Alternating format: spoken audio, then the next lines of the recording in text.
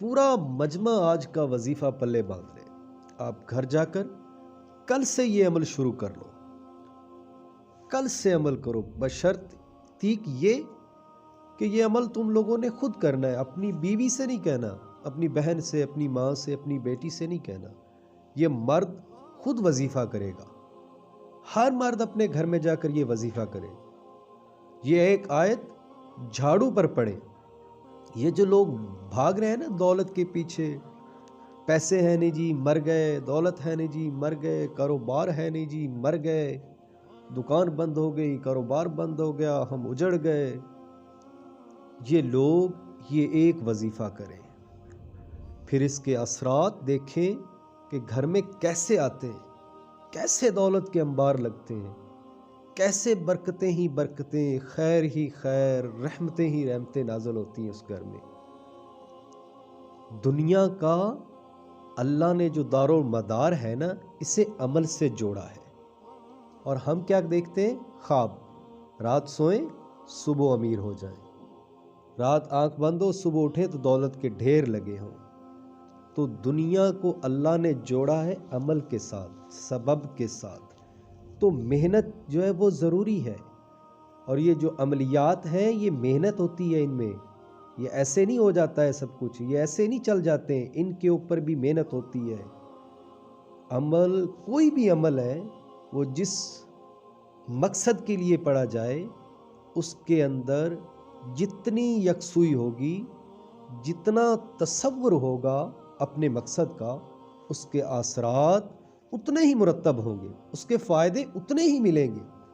और जिस अमल में तसव्वुर कहीं और हो, ख़्याल कहीं और हो, ज़बान कहीं और हो, तो उसमें फ़ायदा भी नहीं होता। तो दुनिया का जो हिसाब है अल्लाह ने दारुल मदार रखा है, वो अल्लाह ने अमल के साथ जोड़ा है, मेहनत के साथ जोड़ा है।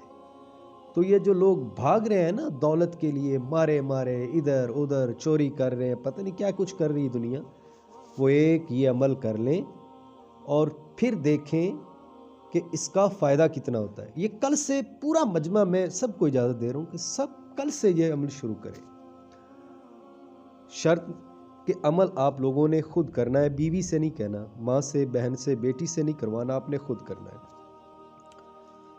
एक तो काम ये करें कि जब फजर की नमाज़ पढ़कर आप घर जाएं तो सबसे पहला तो एक सुन्नत इस पे अमल करें कि दायां पाँव घर में रखें, बायां आपका दलीज से बाहर हो, और पढ़ें बिस्मिल्लाहिर्रहमानिर्रहीम और घर में दाखिल हो जाएं। तो जब घर में जो पहले मिले, बीवी मिले, बहन मिले, माँ मिले, बेटी मिले, बहन भाई जो भी मिलता है उससे सलाम पेश करें। उसके बाद अल्लाह के नबी की ज़ात अक़दस पर दरूद पढ़ें, अस्सलातु वस्सलामु अलैका रसूलल्लाह।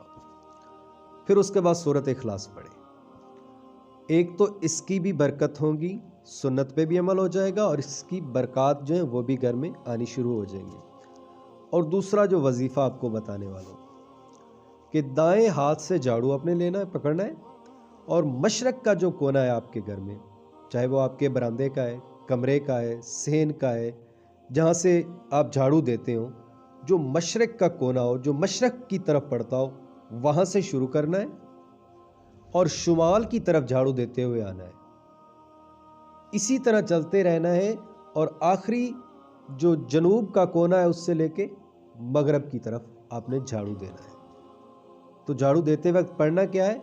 बिस्मिल्लाहिर्रहमानिर्रहीम, ये पढ़ते रहना है।